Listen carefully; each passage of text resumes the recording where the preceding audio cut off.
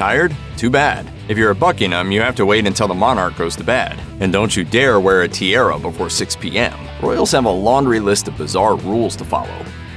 Royals are often at public events inundated by fans. This means that royal family members will have to interact with scores of adoring strangers, most of whom will offer them unwelcome hugs or handshakes. Of course, royals cannot greet everyone they meet, and they also have to think about the sheer number of germs on all those ungloved hands. So as not to appear ungracious or unkind, female members of the royal family are advised to carry a clutch so that both hands appear cleverly occupied and unavailable for handshakes, according to royal etiquette expert Micah Meyer in an interview with Good Housekeeping.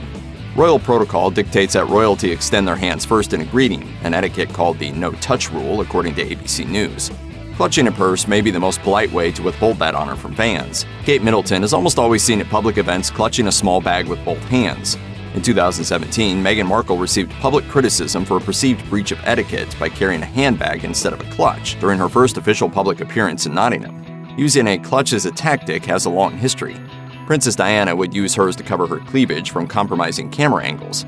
This happened so often that her handbag designer, Anya Hindmarch, called them cleavage bags, according to Cosmopolitan magazine. It was a slightly naughty something to do. I think that gave her more confidence. A day on the royal schedule may begin with a hat, but it should end with a tiara, unless you're unmarried.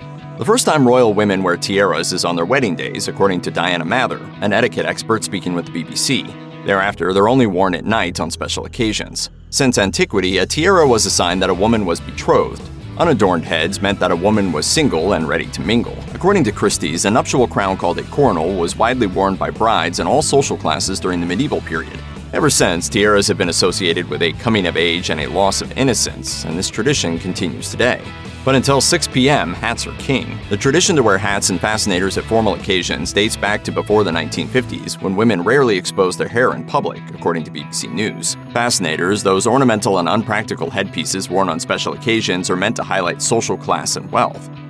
In her bombshell interview with Oprah Winfrey, Meghan Markle revealed the royal family's strange curtsying habits behind closed doors. Sarah Ferguson, Duchess of York, helped Markle learn to curtsy in order to meet the late Queen at a private family event, as reported in Showbiz Cheat Sheet. After Kate Middleton became the Duchess of Cambridge, Queen Elizabeth II updated the Order of Precedence, which outlines who in the royal family must curtsy to whom, to clarify to whom Middleton owes a curtsy. When the Duchess is without her husband, Prince William, she is obligated to curtsy to Princesses Beatrice and Eugenie, but when accompanied by her husband, Middleton could forego those, but still had to curtsy to the then Prince Charles, Camilla, and the Queen, according to the Telegraph. The Order of Precedence was also updated in 2005, after Prince Charles married Camilla Parker Bowles. Those changes gave preference to blood relations, so that none of the members born into royalty would have to curtsy to Parker Bowles or other in-laws. Ma'am, you don't curtsy to her. She's not royal. However, when accompanied by royal spouses, members must bend the knee to those higher in the line of succession, including those married into the family. The late Queen Elizabeth was the ultimate game master at dinner. She dictated the rules of behavior and how much guests were allowed to eat. According to Reader's Digest, guests at her dinner table could only begin eating after she had, and had to finish when she did. Waiting for an elderly lady with a small appetite might be a frustrating meal, but this royal custom has long been in place. According to historian Kate Hubbard, speaking in The Splendid Table, Queen Victoria was a glutton who ate plenty and very quickly. Her dinners were finished within an hour and contained several courses. Oftentimes, her guests had their plates whisked away while they were still eating. This etiquette has been broken before, however. Former royal butler Paul Burrell said that an unnamed prince made the mistake of serving himself fruit before Queen Elizabeth served herself, as reported by The Guardian. The late Queen Elizabeth II used her handbag to send signals during dinner. According to The Telegraph, if the Queen placed her bag on the table, she wanted the gathering to end within 5 minutes. If she placed the bag on the floor, the Queen was not enjoying her company and wanted staff to intervene. If only we could all use that trick. For anyone hoping to snag a royal autograph, this one will be a real letdown. The royal family is forbidden from handing out their signatures, according to Glamour UK. But rules are meant to be broken, and in one heartwarming moment it has. During a visit to St. Blazey, a region that had been devastated by torrential storms, then Prince Charles was asked for an autograph by victims.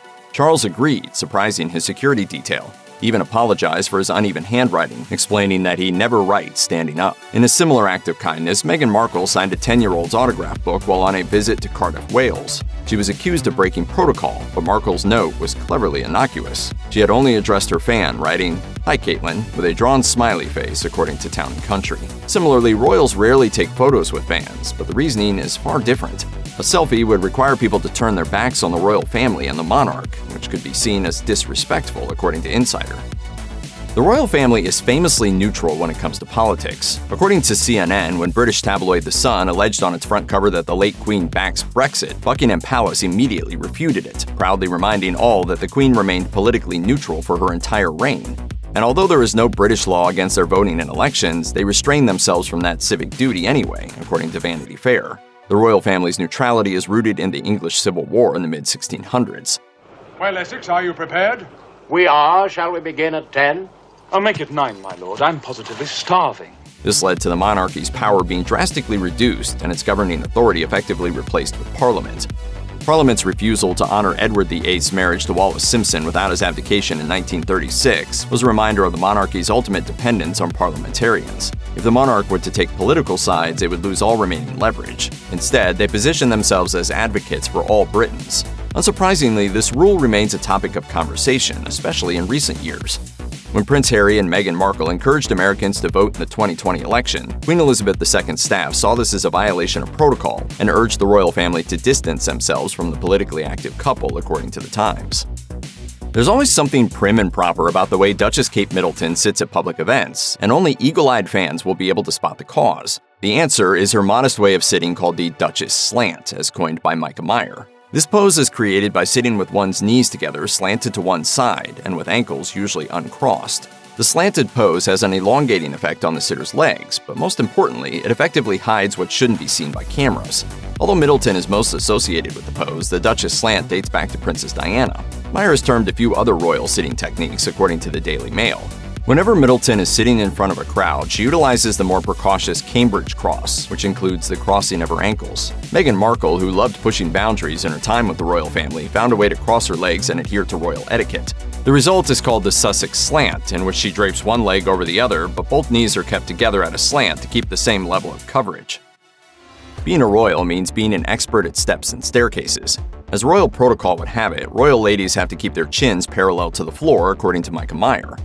The reasoning behind it is to maintain proper posture, which royals are expected to have at all times, and stairs are no exception. According to Meyer, a downwards-facing chin might convey apathy or disinterest, but royal women don't have to worry about tripping over themselves. Royal men are advised to always be on hand. When walking down the stairs, the male members of the family keep a step or two ahead of their female companions in order to catch their fall.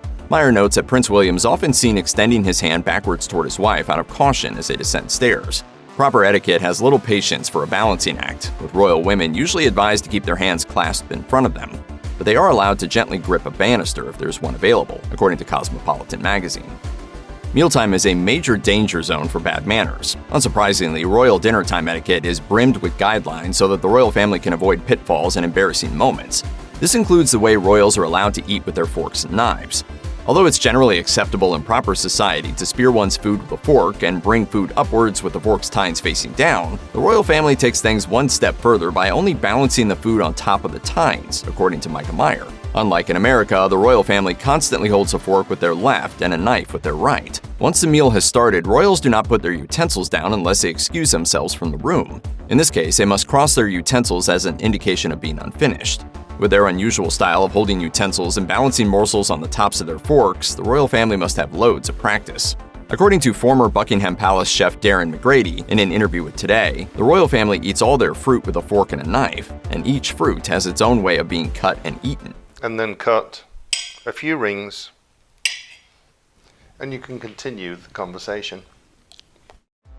One would expect the royal family to let their guard down every now and then, especially at their vacation home. Speaking to Marie Claire, Darren McGrady said the royal family has more informal habits at their holiday home of Balmoral Castle in Scotland. Predictably, however, the royal family has a different definition of informal. According to McGrady, the family dresses up in ball gowns for dinner and eats on fine china. After dinner, a bagpipe player walks around their table while playing for their entertainment. According to Marie Claire, royal etiquette has a strict dress code for black tie events. Men wear black dinner pants and a jacket, along with other details, including a row of braid down their tapered pants and a turned-down collar. Men avoid adornments like frills and ruffles. Women wear dresses and avoid wearing bright nail polish. According to royal expert Victoria Arbiter, the late Queen Elizabeth II required women to wear tights, but this rule has been broken by both Kate Middleton and Meghan Markle. Royal protocol dictates that the monarch snoozes first. According to the late Queen Elizabeth II's former private secretary, Sir William Heseltine, those who stayed in the Queen's home waited for her to go to bed before they did. As a result, members of the royal family and other guests could wait around in the sitting room and chat for hours until the Queen finally retired to bed. And unfortunately for them, the Queen went to bed at midnight, according to Harper's Bazaar. This was reported in 2018 when the Queen was a ripe 92 years old. This one etiquette rule was disliked by Princess Diana, who struggled to stay awake in those late hours. According to Heseltine, she began excusing herself early to bed, but he considered this to be in bad form. While her company tired themselves out in the sitting room, Queen Elizabeth liked to consume police procedurals before bed, according to the Times. Reportedly, the Queen was particularly a fan of the BBC drama Line of Duty. Go figure. Now we're sucking diesel.